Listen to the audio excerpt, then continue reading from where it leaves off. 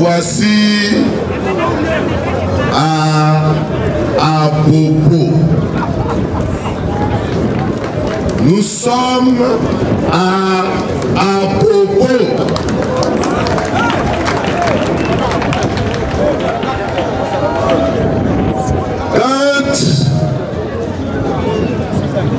Nous avons décidé de faire cette tournée et que nous avions annoncé l'étape d'Abobo, mais ça a été le branle-bas. Ça a été des moments d'interrogation, d'inquiétude. Combien de fois mon téléphone n'a pas sonné pour dire mais tu t'en vas chercher quoi à Bobo? Qu'est-ce que vous allez faire à Bobo? Et que ce que vous voyez comme ça là, c'est pas encore fini. Donc il faut faire très attention. Les informations qu'on a ne sont pas bonnes. Donc, si vous voulez à Bobo, faire un meeting à Bobo, il faut faire ça au plateau d'Okui. Il faut vous rapprocher un peu de Cocody. Comme ça, s'il y a quelque chose, vous savez, vous allez partir.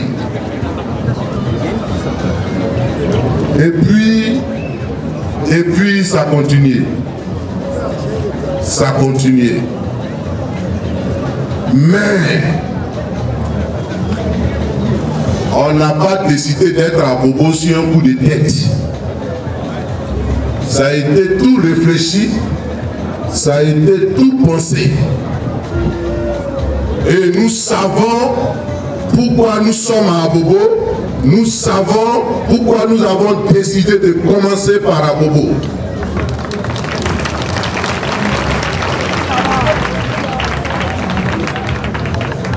Donc, je voudrais vous saluer. Je voulais saluer les chefs traditionnels. Ils sont en face de moi. Je voulais les saluer du plus profond de moi-même. Je salue toute la population d'Abobo, tous ceux qui sont sous les bâches. Je voudrais les saluer et au moment où je les salue avec beaucoup d'émotion. Avec beaucoup d'émotion. Je voudrais vous saluer. Merci d'être là.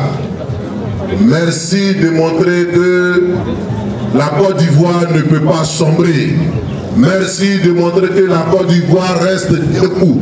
Merci de montrer que les populations ivoiriennes sont les mêmes, au-delà de leur considération, de leur divergence idéologique, ethnique, religieuse. Nous sommes tous des fils et filles de cette Côte d'Ivoire et merci de le démontrer par votre présence massive cet après-midi ici à Bobo.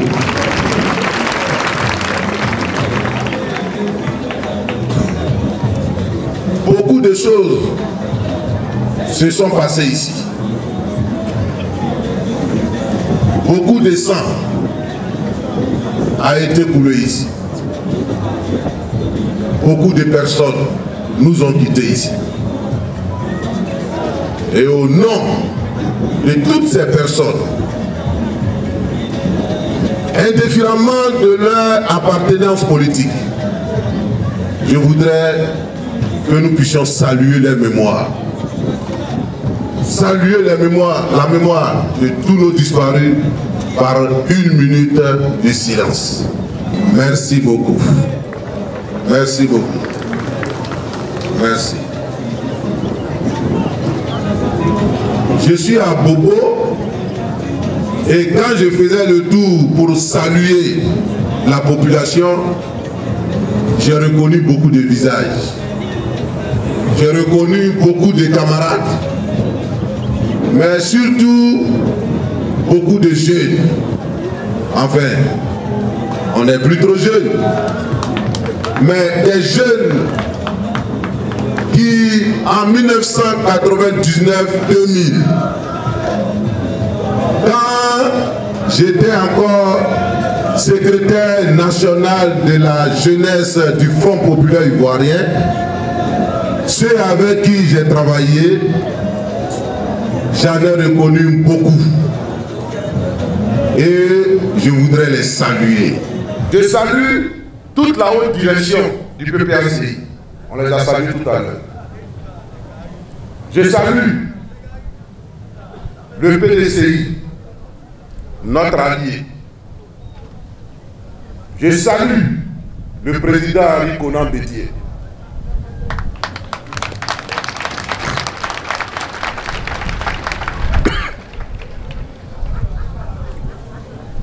Le PPACI et le PDCI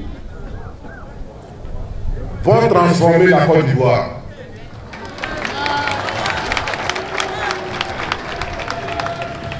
C'est pourquoi je salue le président Henri Konan Bédié.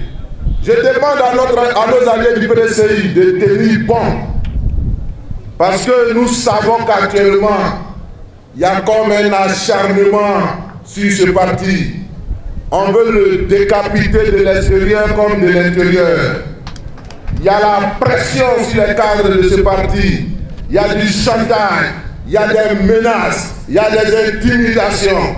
Mais ça veut dire que le PDCI compte. C'est pourquoi on s'acharne à le décapiter. Et le président Bédié et le PDCI doivent tenir bon pour la Côte d'Ivoire, doivent tenir bon pour Abobo, car c'est dans leur résistance que réside le salut de la Côte d'Ivoire. Il ne faudrait pas qu'ils lâchent, il ne faudrait pas qu'ils cèdent, il ne faudrait pas qu'ils capitulent, parce qu'ils sont sur la bonne trajectoire pour la Côte d'Ivoire.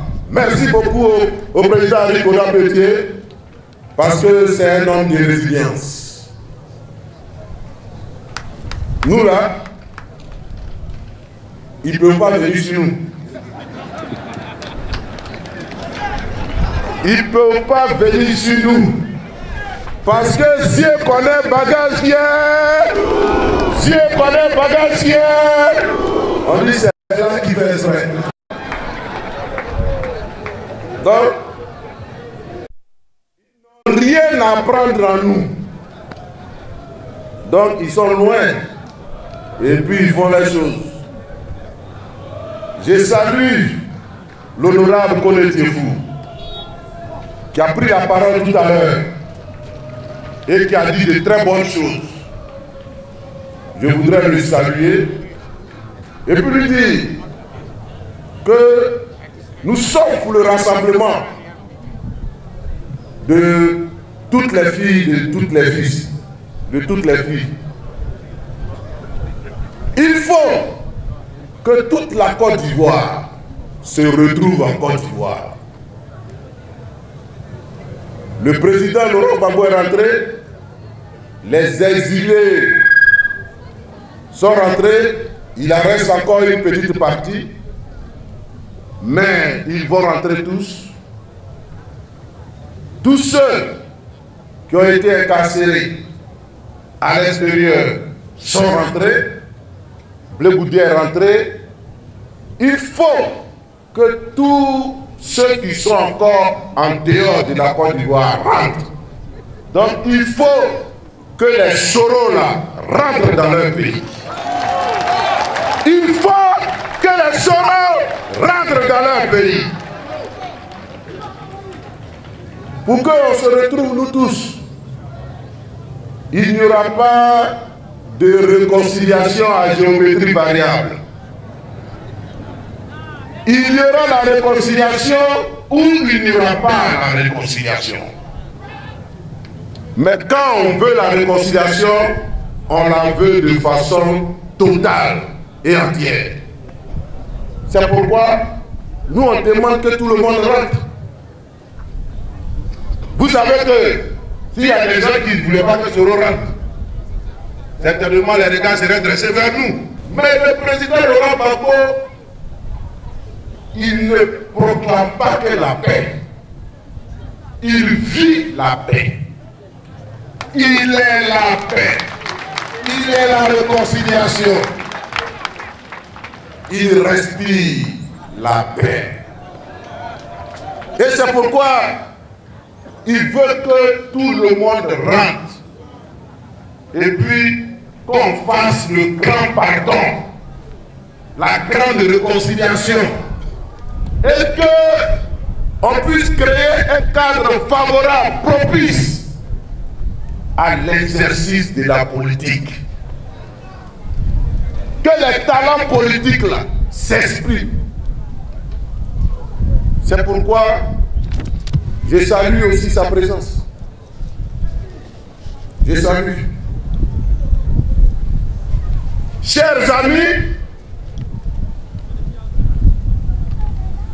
Abobo, comme je le disais tantôt, a vécu des moments difficiles. Abobo a été le laboratoire de la haute manipulation, de l'instrumentalisation de nos divergences, de l'instrumentalisation, de la manipulation de nos divergences politiques, ethniques, pour monter les populations les unes contre les autres. On a voulu faire croire à partir d'Abobo que la Côte d'Ivoire s'embrasait. On a introduit des hommes armés qui ont pris la population comme bouclier humain. Et ces hommes armés, pendant qu'ils s'attaquent aux forces de l'ordre, brandissent les populations. On a voulu accuser le régime de Laurent Gbagbo de tuer ces populations, d'assassiner ces populations. Et d'Abobo est partie la déstabilisation de la Côte d'Ivoire et du régime du président Laurent Gbagbo. Le président Laurent Gbagbo a été arrêté. Il est allé à La Haye. 10 ans. On l'a jugé. Ceux qui l'ont jugé, qui n'étaient pas nos amis, ont reconnu que le président Laurent Gbagbo était blanc comme neige. Ceux qui l'ont arrêté ont reconnu qu'il n'avait commis aucune faute dans l'exercice de ses fonctions. Ceux qui l'ont arrêté, alors même que lui-même il n'a pas ouvert la bouche à La Haye, alors même que ses témoins n'ont pas ouvert la bouche à La Haye, ils ont décidé que ça n'était de trop. Il fallait que Gbagbo revienne dans son pays. Gbagbo est donc rentré dans son pays. Il est rentré dans son pays dans la paix, dans la tranquillité, parce qu'il savait qu'il n'avait rien fait. Il est rentré donc pour partager la paix, comme il a toujours si bien fait. C'est pourquoi, au moment où nous sommes réunis ici, je voudrais vous dire qu'il faut que dans nos actes de tous les jours, nous soyons de véritables disciples de Laurent Gbagbo, c'est-à-dire des apôtres de paix, de réconciliation. Il faut cultiver, il faut vivre, il faut partager la paix et la réconciliation dans ce pays. Et cela a un sens particulier à Abobo. C'est pourquoi nous avons décidé de commencer par Abobo. Pour dire que Abobo n'est pas en dehors de la Côte d'Ivoire. Abobo, c'est la Côte d'Ivoire. Abobo, c'est Abidjan. Et à Abobo, nous avons nos amis, nous avons nos camarades. Et nous sommes à Abobo chez nous. Abobo n'est pas différent du reste d'Abidjan, du reste de la Côte d'Ivoire. Tout à l'heure, quelqu'un disait que Abobo, quand ils ont pris le pouvoir, allait devenir Manhattan, New York. Mais, quelques jours avant ce meeting, j'ai sillonné Abobo dans la discrétion. Je suis allé un peu partout.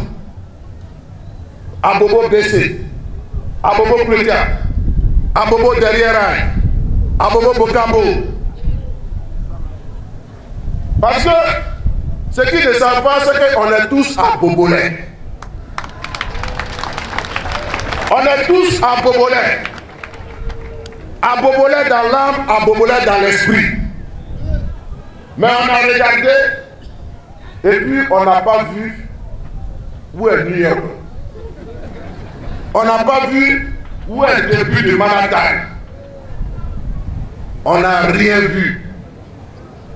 Abobo est pareil. Abobo n'a pas changé.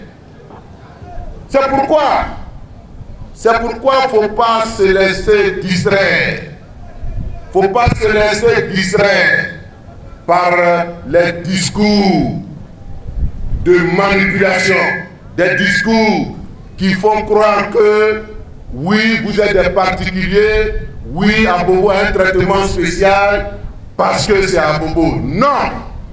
Abobo est Abobo et Abobo est pareil à tous les autres quartiers d'Abidjan.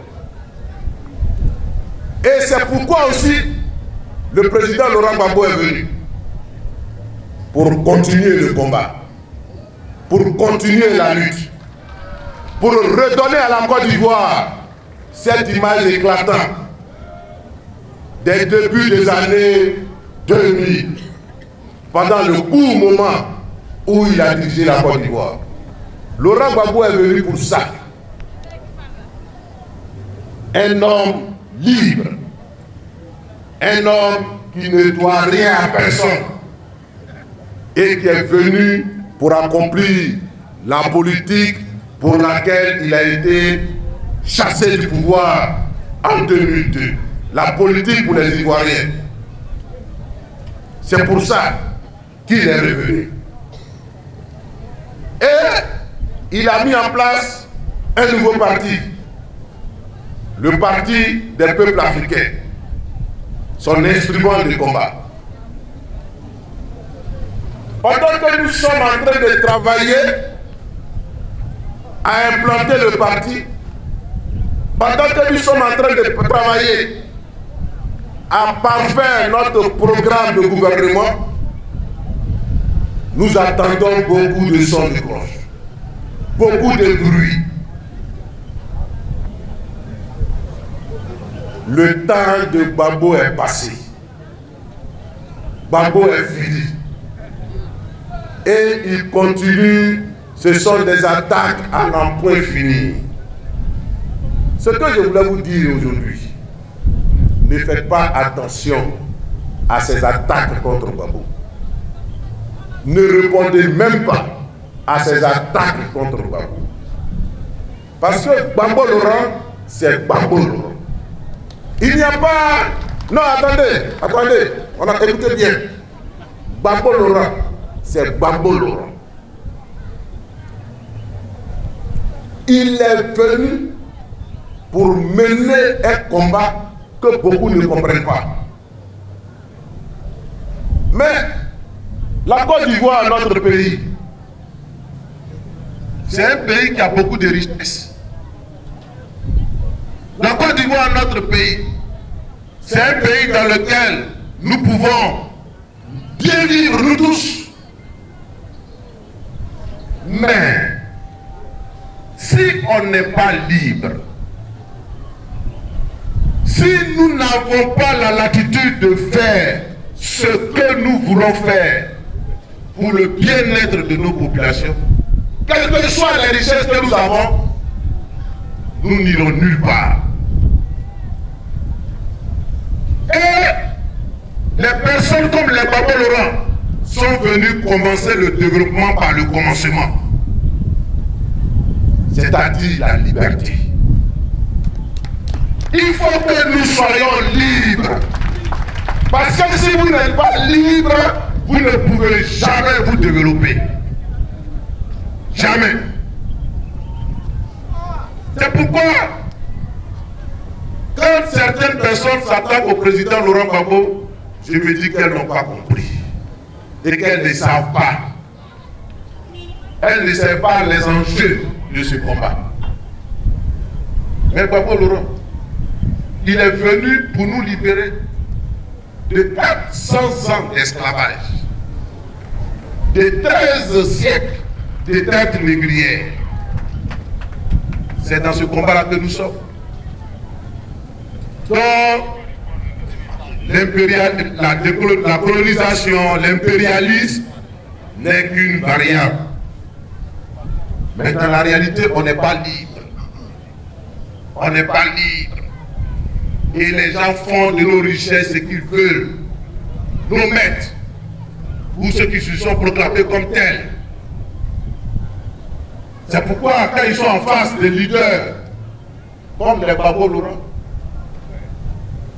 soit il les déstabilise pour les plus chanceux, ou il les assassine pour les moins chanceux. Et combien de leaders africains comme ça n'ont pas été assassinés? Beaucoup ont été assassinés, vous les connaissez. Mais Gbagbo a survécu.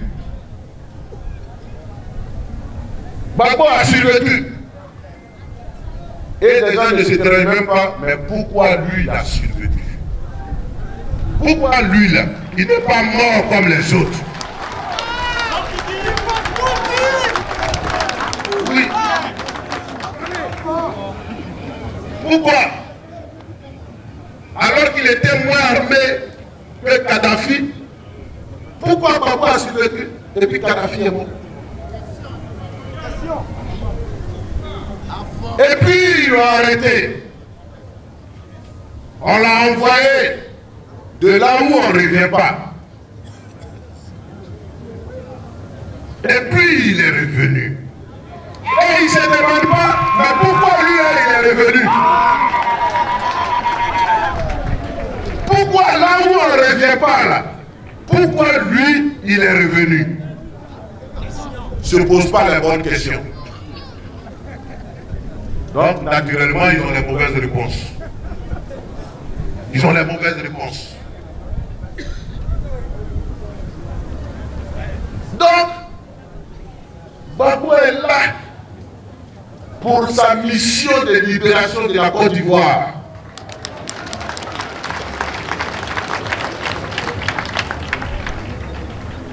On dit il n'a qu'à aller s'asseoir à maman.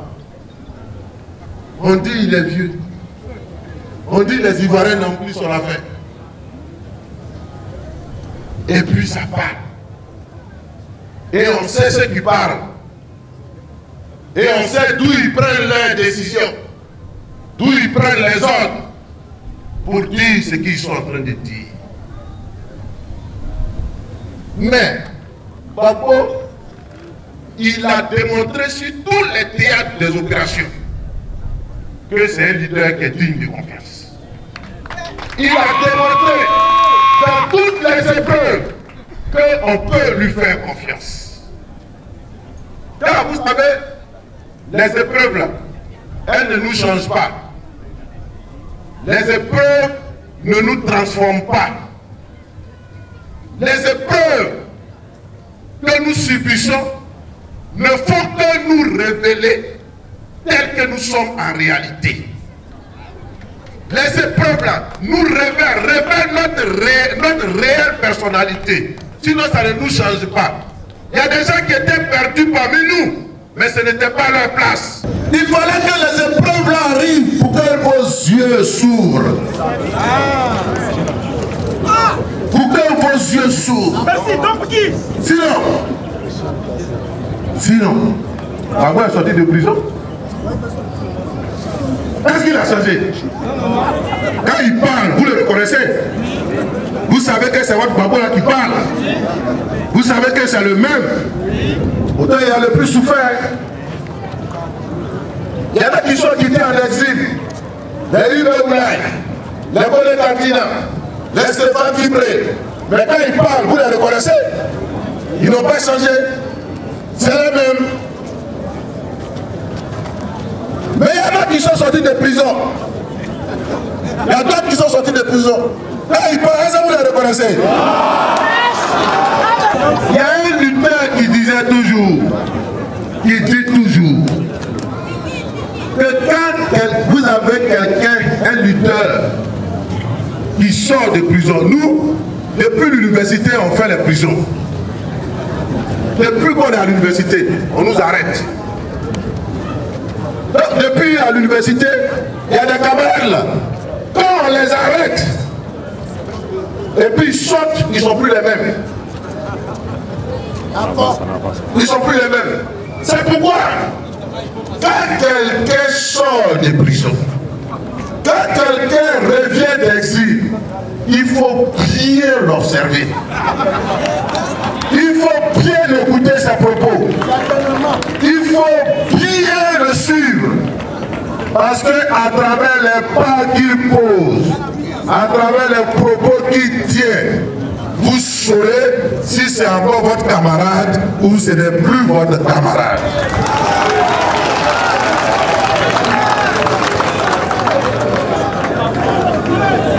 Et là-dessus, il n'y a pas d'état d'âme à se faire.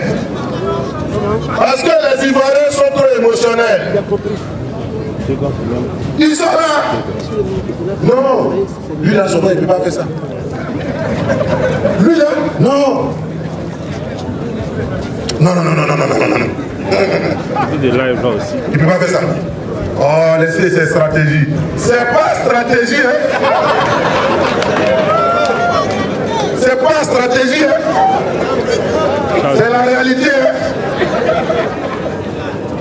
Donc ceux qui sont là, qui justifient tout là, ouvrez les yeux. Voilà. Et ne vivez plus dans le passé. Parce que ce passé-là n'existe plus. Ce passé a révolu. Il faut regarder l'avenir tel qu'il est. Et c'est la réalité de l'instant là qui est la réalité. C'est pourquoi j'ai dit, Laurent Gbagbo, il est passé partout. Et puis il est resté stoïque. Il est resté le même. Il n'a pas changé. Et c'est pourquoi nous on lui fait confiance pour nous conduire. Parce qu'il a demandé qu'on va lui faire quoi? Voilà. C'est la connaissance. On essaierait. Parce qu'on sait que confier notre destin à un tel lutteur, il va nous conduire là où on peut plus nous conduire. Par contre, il dit toujours ce qu'il fait. Et il fait ce qu'il dit. C'est pourquoi on est avec lui. Donc, ceux qui parlent de Gbagbo, qui disent Gbagbo n'a qu'à aller s'asseoir, ou bien qui lui prévoit un agenda, il a dit, c'est quand lui-même il va décider de se retirer, qu'il va se retirer. Vous n'avez pas compris ça? On ne lui impose pas un calendrier, un agenda. Donc, je suis venu dire à Bobo que Gbagbo est de retour. Que Gbagbo est de retour. Et Gbagbo n'a pas changé. Et vous pouvez toujours faire confiance à Laurent Gbagbo. Je suis venu vous le dire. Et le développement de l'actualité nous conforte. Nous conforte sur le partage de la trajectoire que Gbagbo aborde. On ne peut plus vivre dans notre pays. On ne peut même pas manger. Tout dernièrement, vous vous rendez à la pompe. Le prix du super affiche 815 francs sans honte. Sans honte. Mais quand tu augmentes le carburant dans un pays, tu as tout augmenté. Tu as augmenté le riz, tu as augmenté le lait, tu as augmenté le sucre, tu as augmenté la viande, tu as augmenté la tomate. Tu as tout augmenté quand tu augmentes le prix du carburant. Voilà. Et on ne peut plus manger.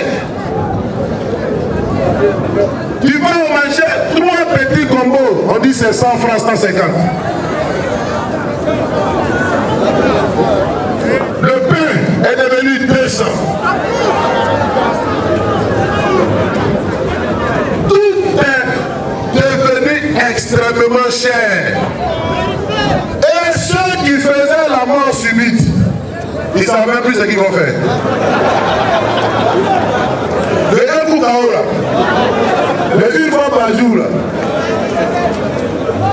La mort subite dans le foyer est en danger. Vous voyez,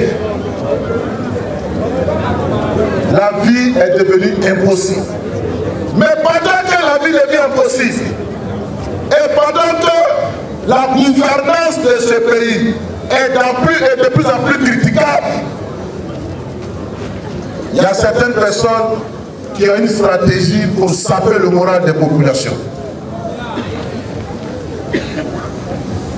Ils ont mis en place des systèmes, des réseaux, sur les réseaux sociaux,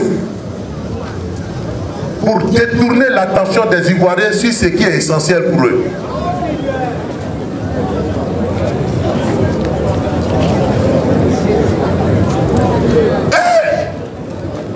Ce qui est grave, c'est qu'ils essaient de criminaliser les moyens d'expression démocratique. Et c'est sur ça que je vais m'arrêter un moment.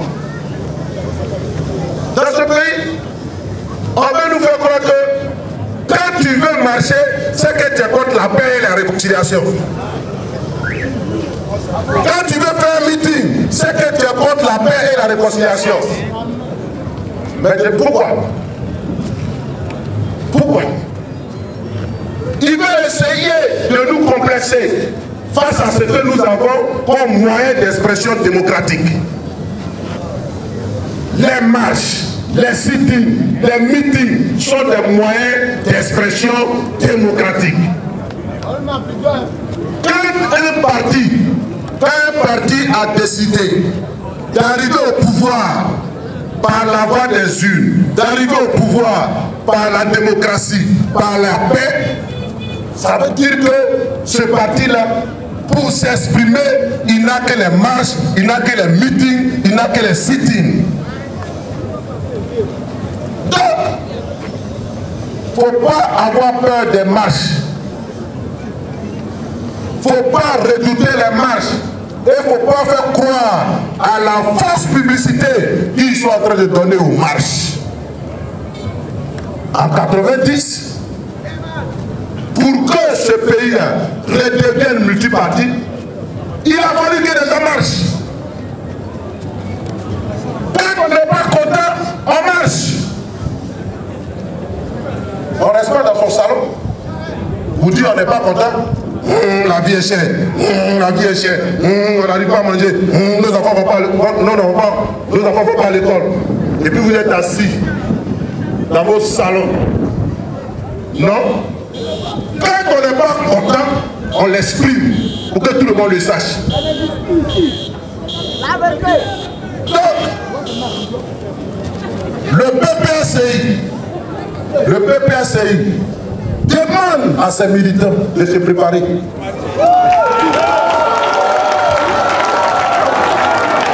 Je vous demande de vous préparer. Voilà. Parce que on ne va pas mourir. On ne veut pas mourir pour entrer dans nos salons. La vie est devenue impossible. La vie est devenue impossible.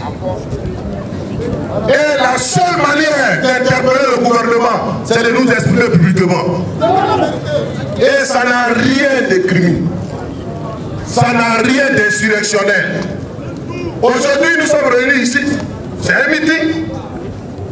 Tranquillement. On est réunis ici à Apopo, en train de parler. C'est un moyen d'expression démocratique. Dans la démocratie, on fait les meetings. C'est quand on empêche les gens de faire les meetings, de faire les marches, qu'ils passent à autre chose. Or nous avons décidé d'arriver au pouvoir par la paix. Et les gens croient que c'est de la faiblesse. Et les gens croient que nous démissionnons face à nos problèmes. Non! Aujourd'hui en France, ça manifeste. Ça manifeste partout en France, mais c'est un pays démocratique. Vous n'avez pas vu la police et la gendarmerie, l'armée aller tirer sur la population. Ce n'est pas le rôle de la police, ce n'est pas le rôle de la gendarmerie, ce n'est pas le rôle de l'armée.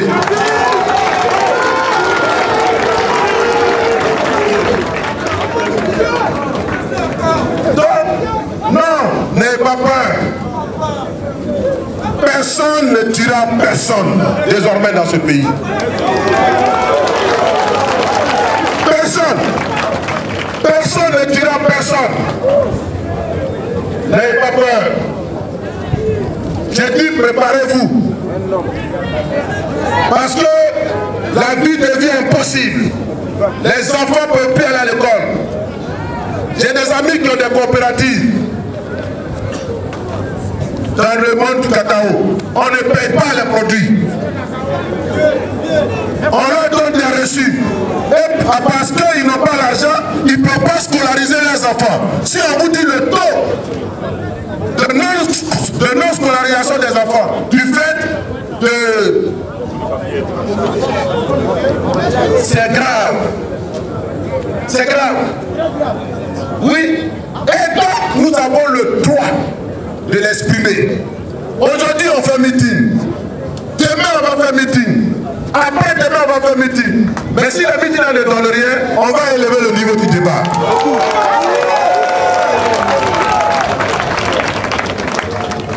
Voilà. Donc, n'ayez pas peur de ça.